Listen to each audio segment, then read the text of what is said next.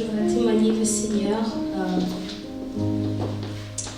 pour l'expérience que je suis en train de traverser avec lui depuis un petit moment déjà. Je suis littéralement en train de rentrer dans les profondeurs de sa parole. La relation personnelle dont il parle, je suis en train de la vivre. Et aujourd'hui, je suis très heureuse parce que ça faisait partie de mes vœux 2019 en fait. Que j'avais noté, avoir une relation personnelle avec Dieu, mais vraiment une intimité. Il y a quelques temps en fait, on avait eu une parole sur les promesses que mon père qui est pasteur nous avait enseignées. Donc les promesses qui est la parole de Dieu. On avait appris en fait à prendre une promesse par cœur. C'est-à-dire ça pour trouver une promesse pour soi. Moi j'avais déjà ma promesse qui était Jérémie 1:10. Je t'établis sur les royaumes et les nations pour que tu arraches et que tu abattes, pour que tu ruines et que tu détruises, pour que tu construises et que tu plantes. Ça c'était ma promesse.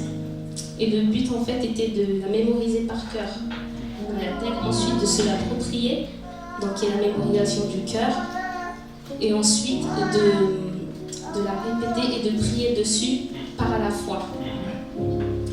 Et en fait, ce qu'on fait souvent avec mon père, on fait ce qu'on appelle des marathons de prière. Ça veut dire qu'on va dans la forêt, on habite dans une zone en fait dans les Yvelines, là où c'est la vallée de Chevreuse pour ceux qui connaissent, et il y a beaucoup de forêts autour.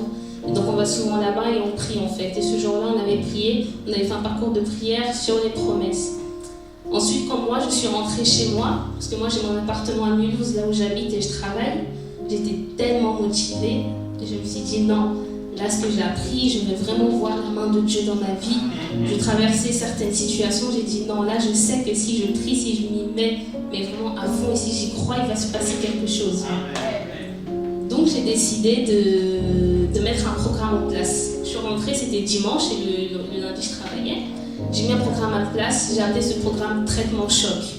J'ai dit, je vais faire un programme Traitement Choc et on va voir ce qui va arriver.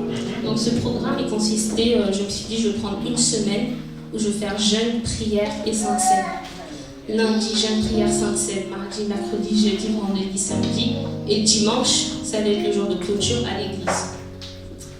Donc du coup, lundi, j'ai commencé, mardi, jusqu'à dimanche. Ce qui s'est passé, c'est quoi maintenant? Au 6e jour, dans la nuit du samedi à dimanche, j'étais au salon, je m'endors. Maman n'était pas là, elle était à Paris avec papa. Ma petite soeur dormait dans la chambre. Je suis au salon, je m'endors. Et je me retrouve chez moi, dans une maison où j'habitais avant, à Damary. Je me retrouve chez moi avec ma mère, ma petite soeur, mon frère. J'ai un petit frère qui a 22 ans. Mon père, je ne sais pas où il était. Et donc on était dans la maison, on faisait nos occupations. Donc à un moment, je passe par la fenêtre et je vois des choses dans le ciel. Je vois les nuages qui commencent à prendre des formes bizarres. Il y a plein de nuages qui prennent des formes bizarres, etc. Et vous voyez, souvent dans les mariages, il y a une espèce d'entrée là, dans les mariés. Ça faisait... Donc il y avait des nuages au milieu qui commençaient à prendre une forme d'entrée ou grosso modo quelque chose du genre. Et tous les nuages qui étaient tout autour prenaient aussi des formes. C'est comme si le ciel prenait vie, en fait. Et le soleil, vous voyez, le soleil, vous ne pouvez pas le regarder en face des yeux parce que il y a trop de lumière, la lumière est trop forte. Et là, c'est comme si le soleil s'était cassé en 1000 morceaux et que le 1000 morceaux s'étaient éparpillés dans le ciel et donc du coup, ça faisait plein de lumière qui jaillissait partout comme ça, comme ça, comme ça. Ensuite, au milieu de tous ces couleurs, nuages, tout ça, au milieu, j'ai vu un homme qui est apparu. C'était un homme qui était sur un cheval. Sauf qu'autour de lui, il y avait plein de nuages, plein de couleurs, plein de lumière. Donc du coup, je ne le voyais pas bien. Il y avait vraiment trop de choses. Et tout autour de cet homme, sur toute l'étendue en fait du ciel, il y avait beaucoup de personnes. Il y a certaines personnes qui étaient à cheval. Il y a d'autres personnes qui étaient sans cheval. C'était des personnes qui ressemblaient à des humains. Sauf que c'était des anges. Et c'était vraiment la gloire de Dieu qui commençait à descendre. C'était vraiment le Seigneur qui arrivait. Et ils arrivaient tous comme ça et ils commençaient à descendre comme ça progressivement sur la terre. Et j'ai vu la tête de certains anges. ils avaient des gros yeux comme ça, ils avaient un grand sourire, ça se voyait qu'ils attendaient ce jour depuis longtemps. Je vous assure, ça se voyait, ils étaient tout heureux. Il y en a qui regardaient partout comme ça, nous on était sur la terre, ils regardaient partout comme ça, les humains et tout et tout. Donc tout le monde arrive comme ça, tout le monde arrive sur la terre, et je vous dis, c'était vraiment glorieux, c'était vraiment festif, c'était vraiment un esprit de fête. Et dès que les anges descendaient sur la terre, j'en voyais certains, dès qu'ils descendaient sur la terre, ils se mettaient à danser. Mais quand je vous dis danser, j'ai jamais vu des gens danser comme ça. Il y en a sur leurs pieds, ils étaient comme ça, les mains c'était la base, il y a vraiment tous les membres qui bougeaient. Donc ça c'est ce que je vois. Maintenant nous sur la terre, en haut c'était la fête qui commençait à arriver, nous sur la terre c'était pas du tout la même ambiance. Sur la terre j'entendais des gens qui criaient « C'est l'avènement du Christ !» Il y en a d'autres là-bas qui criaient « Non, c'est pas l'avènement du Christ !» Et il y en a d'autres là-bas qui répondaient « Si, c'est l'avènement du Christ !» Moi j'étais à la maison, je regardais par la fenêtre, mais j'entendais les gens crier dehors. Et quand j'ai entendu les gens crier c'est l'avènement du Christ, j'ai dit oh là là, ça y est, c'est l'avènement du Christ. Et puis d'un coup j'ai eu peur. Je me suis dit oh là là, c'est la... si je lui arrive des péchés, est-ce que j'ai dit. Donc du coup je me suis dit je vais vite demander pardon avant qu'il descende, au cas où on ne sait jamais. Donc voilà. Et un moment ça s'est terminé. Un moment ça s'est tassé en fait. Ça s'est tassé, donc tout le monde a repris ses occupations. Quand je dis tout le monde a repris, c'est vraiment le monde entier a repris ses occupations. Donc il y en a certains dehors que j'entendais qui parlaient de ce qui s'était passé. Il y en a d'autres qui avaient repris leur occupation. Et moi aussi, je me souviens que maman était repartie à la cuisine. Béni Dana, je ne sais pas ce qu'il faisait. Et puis moi aussi, je reprenais mes occupations. Maintenant, ce qui se passe, un moment, je repasse par la fenêtre. Et puis maintenant, je vois en fait... Alors, je vais essayer de décrire comme je peux parce que c'était vraiment grandiose. Donc, c'est 4 tornades d'eau ou de nuages. Je ne sais pas si c'était de l'eau ou des nuages, mais je pense que c'était... des nuages, c'est de l'eau. Mais je pense que c'était de l'eau parce qu'en bas, il y avait la mer. Ils étaient 4 comme ça. Alors, c'était 4 tornades. Hop, ici 4, ici 2. Et je les voyais au loin. Et ces tornades, elles étaient immenses. Elles partaient du sol jusqu'au ciel. Et quand je passe, je vois les 4 tornades. Ces tornades, elles ne bougeaient pas. Et quand je passe, je me dis, oh là là, mais c'est vraiment la fête là-haut. Ça, c'est vraiment ce que je dis. Ensuite, donc je continue après mes occupations. À un moment, je repasse une 3e fois par la fenêtre. Maintenant, les 4 tornades qui ne bougeaient pas, elles étaient toujours là. Mais je vois maintenant, devant ces 4 tornades d'eau, je vois maintenant 4 tornades de terre. C'était vraiment 4 tornades de terre. Je ne sais pas comment décrire ça, mais c'était vraiment 4 tornades de terre. Et ces 4 tornades de terre, elles étaient vivantes. C'est-à-dire qu'elles bougeaient et elles avançaient. Il y en avait une qui était devant. Celle qui était devant, c'était la chef. C'était la chef des 4. Elle était rouge cuivre et c'était la plus puissante et la plus destructrice. Je vous dis, aux États-Unis, on voit des tornades, mais ce que j'ai vu, ça n'a rien à voir. C'est du pipi de chat, ça n'a rien à voir du tout. C'était tellement ultra destructeur qu'elles ravageaient vraiment tout sur leur passage. Et elles avançaient comme ça, les 4 ensemble. Vous voyez, Nil, elle partait de la terre, bas de la terre, elle partait jusqu'en haut dans le ciel. On voyait vraiment que les tornades. Et à un moment, on voyait ni ciel, ni terre, on voyait plus rien. Je voyais que les 4 tornades et surtout celle de devant qui faisaient avancer en fait toute l'équipe. Donc maintenant, moi quand je vois les tornades, donc j'étais dans la cuisine, ma mère aussi était dans la cuisine. Et au lieu de s'affoler, on était tout excités. On disait, oh ça y est, les tornades arrivent, préparez-vous. Parce qu'elles avançaient en fait vers nous puisqu'elles étaient en train de tout détruire.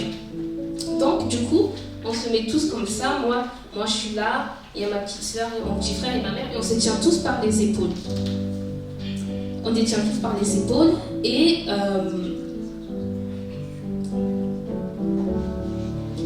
on se tient tous par les épaules et on ferme les yeux, on est prêt à se faire emporter par la tornade puisque de toute façon on n'avait pas le choix.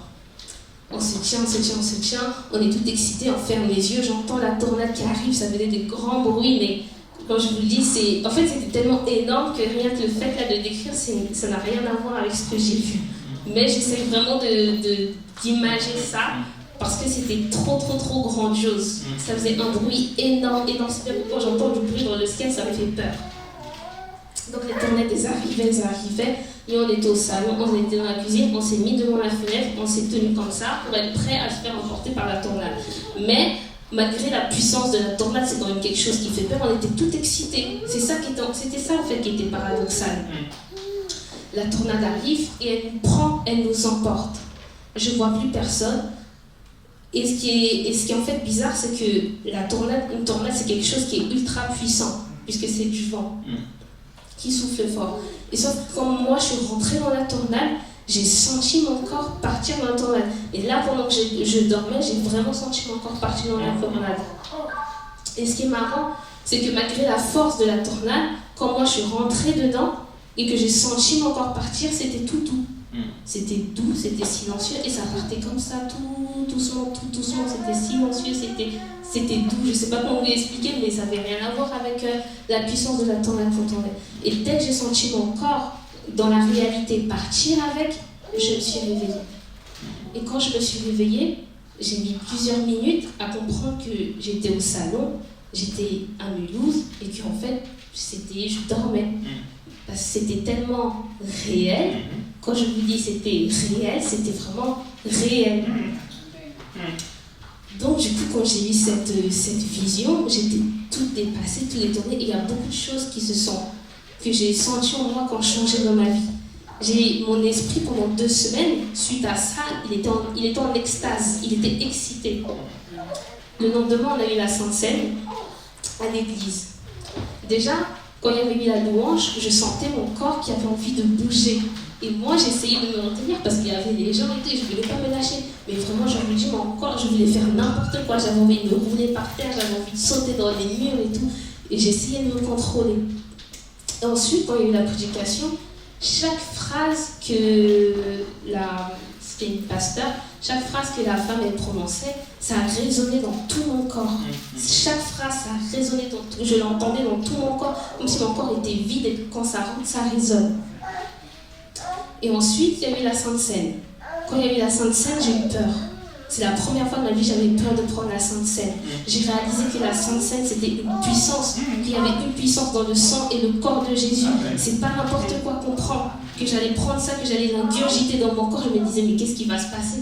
Je ne peux pas être. Donc j'étais dans tous mes états. Avant qu'on prenne la Sainte Seine, il a fait une petite exhortation, il a prié. Donc moi, j'avais le temps de paniquer et tout et tout. À un moment, je suis sortie parce que j'en pouvais plus, j'avais chaud. Finalement, je suis revenue. J'ai pris la Sainte Seine, ça s'est bien passé.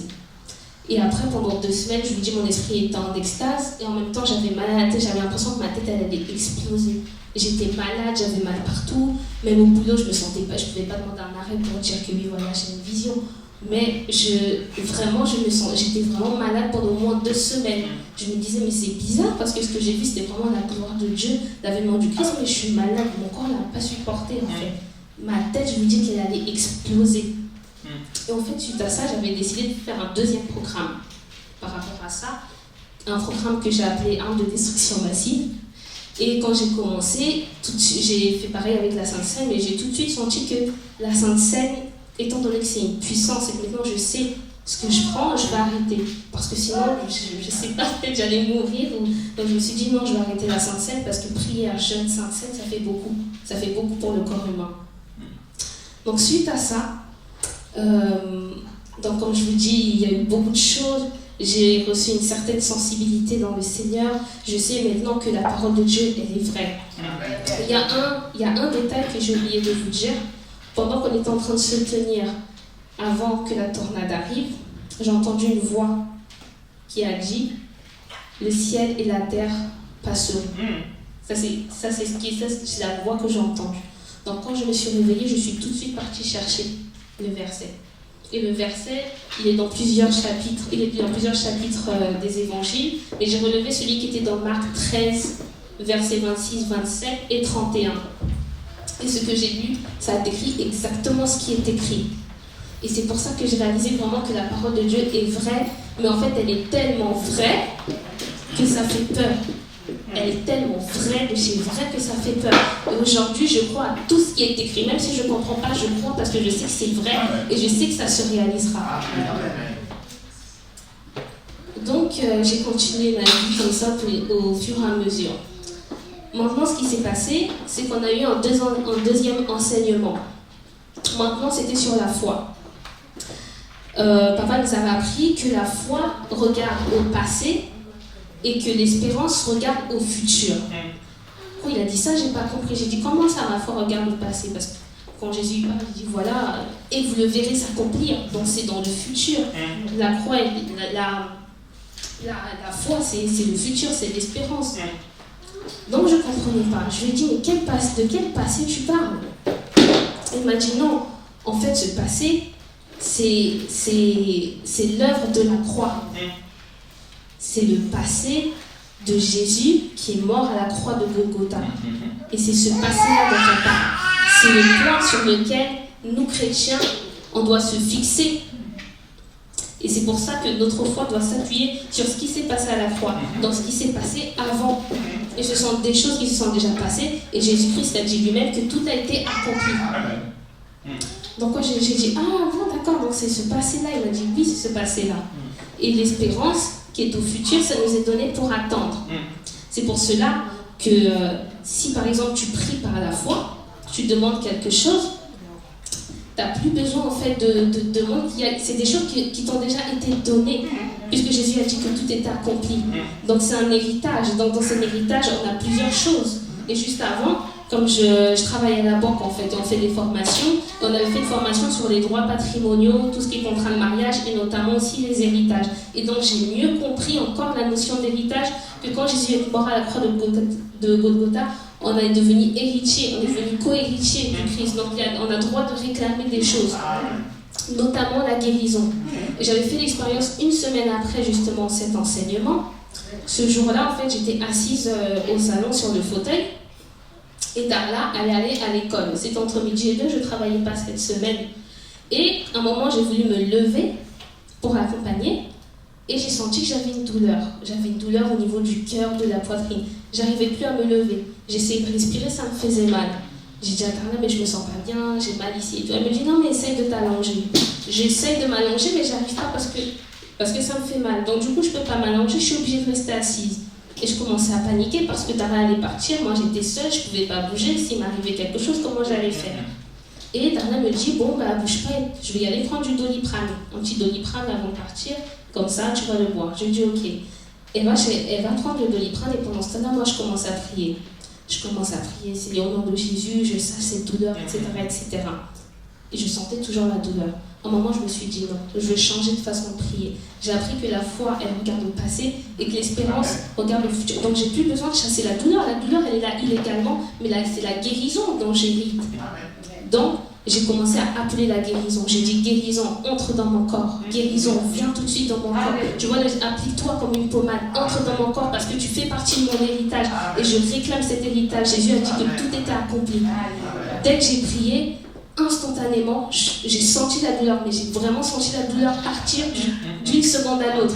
Et entre-temps, donc, Darla est revenue avec le verre, je lui ai dit non, c'est bon, j'en ai plus besoin. Elle dit mais ça y est, non. J'ai dit non, j'en ai plus besoin, regarde, je peux bouger et tout. J'ai plus mal. Donc finalement, le verre est resté là pendant plusieurs heures, ensuite on l'a jeté quand c'était fini. Une semaine plus tard, je refais encore en fait une expérience de guérison avec la foi. Ce jour-là, je devais aller au travail, c'était le matin.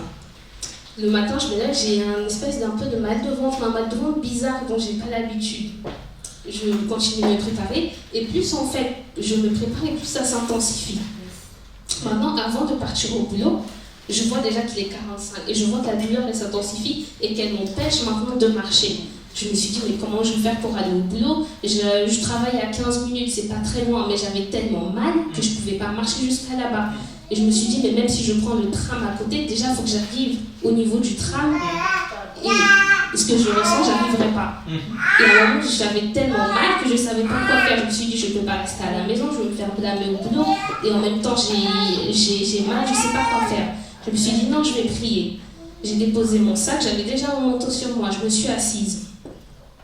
Et je commençais à prier, j'ai dit guérison, viens tout de suite, guérison, entre dans mon corps, je dois y aller au boulot tout de suite, guérison, viens tout de suite, viens tout de suite, viens tout de suite. Au début, je ne sentais pas trop la foi. Après, je me suis dit non, Victoria, crois-y, tu n'as pas le choix, il y a le temps qui presse, tu vas être en retard. Donc je me suis dit guérison, viens tout de suite. Et je me suis dit, je vais répéter ça jusqu'à ce qu'il se passe quelque chose, de toute façon, je vais rester là, j'ai mal. Je répétais guérison, viens tout de suite, guérison, entre dans mon corps, entre dans mon corps. Et à un moment, j'ai senti la douleur d'un coup comme ça qui s'intensifiait, qui devenait plus forte. elle est devenue tellement forte que j'ai crié de douleur. J'ai crié de douleur. Ensuite, dès que j'ai crié, boum, ça s'est tassé, ça s'est tassé, ça s'est tassé, et ça s'est terminé. Dès que ça s'est terminé, j'ai dit Amen, j'ai pris mon sac, j'ai couru directement. Et ça, c'est deux expériences que j'ai faites par la foi. Et ce que j'en ai tiré, c'est que justement, quand je suis dit, si mes paroles demeurent en vous, tout ce que vous me demanderez, je vous l'accorderai. Et moi, j'avais cette parole-là. J'avais cette parole de Jérémie 1,10, la première, mais j'avais cru aussi que l'œuvre de la croix qui a été faite, c'est quelque chose qui nous a été déjà donné.